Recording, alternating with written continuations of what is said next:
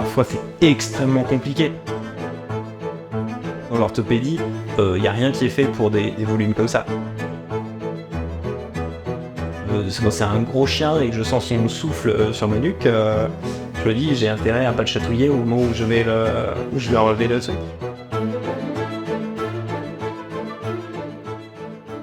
Quand il y a une amputation, le membre est manquant, en partie ou totalement, et la prothèse donc elle vient remplacer le membre. C'est pas forcément quelque chose de fixe. Il peut y avoir, ça peut être articulé, ça peut suivre les articulations du patient, donc ça c'est voilà. L'orthèse, c'est le mot qui veut dire finalement attelle. Donc une attelle, c'est ce qui vient s'ajouter à un membre qui va présenter une déficience par exemple, type une paralysie. Et donc on vient ajouter quelque chose, une attelle, pour aider. C'est là où elle peut avoir plusieurs champs d'action. On peut avoir une orthèse type correction, c'est-à-dire un bébé qui naît avec les pieds beaux, on va lui faire des orthèses pour redresser les pieds. Quand il y a des aplombs qui sont pas bons, on va pouvoir avec une attelle, une orthèse, modifier ses aplombs par exemple. Ça peut être à but antalgique, le membre en fait à la marche il est douloureux parce qu'il vient se mettre dans une certaine position, et puis la protection ou l'immobilisation. Au tout début, je me souviens, c'était un cheval de 850 kg qui avait une chirurgie de l'extenseur du boulet. Il fallait à la fois immobiliser et en même temps qu'on puisse accéder au pansement et à la plaie pour regarder comment se passait la cicatrisation, etc. Et donc, s'il y avait eu un plâtre, ça aurait été très efficace, mais on n'aurait pas pu effectivement l'enlever pour regarder un peu comment ça se passe.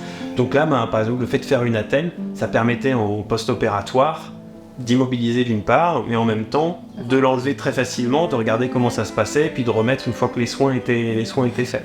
Et puis l'orthoprothèse, c'est en fait le nom qu'on donne parce qu'on se retrouve entre les deux, c'est quand il y a une malformation congénitale, en général, ou bien chez un cheval on peut dire une boulture par exemple. Si on a une boulture, c'est pas une malformation congénitale, mais on se retrouve dans un cas finalement où on est entre la prothèse, parce qu'il manque un morceau qui fait qu'on n'est pas équilibré, mais en même temps, il n'y a pas eu d'amputation, il n'y a pas eu de chirurgie ou quoi que ce soit. Simplement que l'animal il est en boulture, et donc il va falloir l'aider à retrouver un appui fonctionnel.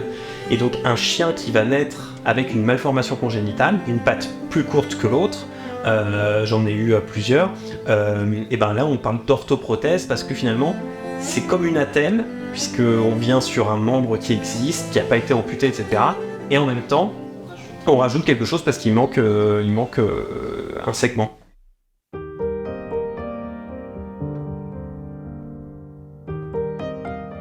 J'échange avec la famille sur le cas de l'animal. Je recueille tout ce que la famille a à me dire, c'est-à-dire dans leurs objectifs. Ils souhaitent appareiller leur animal pour quelles raisons ? Encore une fois, les objectifs, ça peut... Sur le même animal, en fonction des objectifs, je vais pas du tout présenter la même attelle. Ou la même prothèse, ou ce genre de choses. Et vraiment, c'est très large, ça va être l'environnement.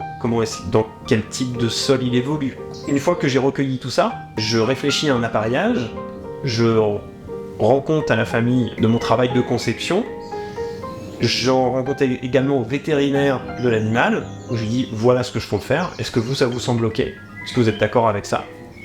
Et puis, quand tout le monde est ok, à ce moment-là, effectivement, il y a, comme chez l'humain, un rendez-vous qui va servir à la prise d'empreinte, roulage, le suivant qui va être l'essayage de l'appareil, et puis le troisième qui va être la pose définitive de l'appareil.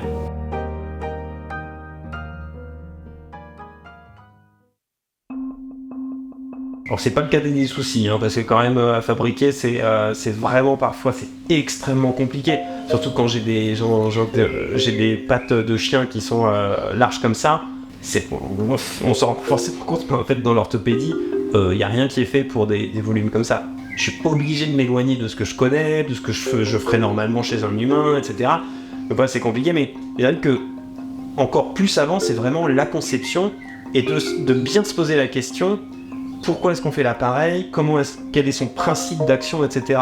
Il ne faut pas perdre de vue qu'une mauvaise conception, ou par exemple un mauvais alignement ou ce genre de choses, ça peut être plus néfaste pour l'animal que pas d'appareillage. y a plus de danger avec les animaux, c'est-à-dire que quand je moule un cheval de trait, de 850 kg, que je suis complètement au sol, par terre, et que son sabot fait la taille de la tête, mais je suis pas croyant, mais j'espère que tout se passe bien, quoi. Donc voilà, j'interviens sur une patte antérieure.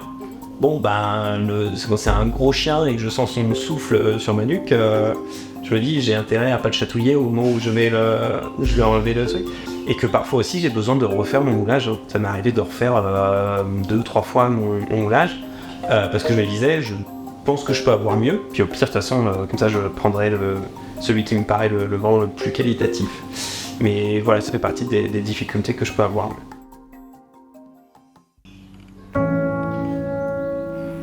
Et c'est là où justement mon expérience chez l'humain, j'en suis très content. En 10 ans de pédiatrie, il m'a peut-être fallu 40 ans de prothèse animale pour l'avoir, parce que j'ai beaucoup moins d'animaux. Et je comprends tout à fait que les familles, je me mets complètement à leur place, ils ont sous leurs yeux, et c'était comme les familles avec mes patients en pédiatrie, ils sont confrontés à la souffrance d'un membre de leur famille. C'est extrêmement douloureux, ils cherchent des solutions, et donc parfois, quand j'essaye de leur dire, voilà, en toute honnêteté, que malheureusement l'appareillage, là, je pense que ça va pas être possible, ça va pas aider. J'imagine bien que c'est dur. De mon expérience, je me lance pas dans des trucs quand je sens que c'est pas bien. Et en tout cas, je fais toujours part à la famille de ce que je sens.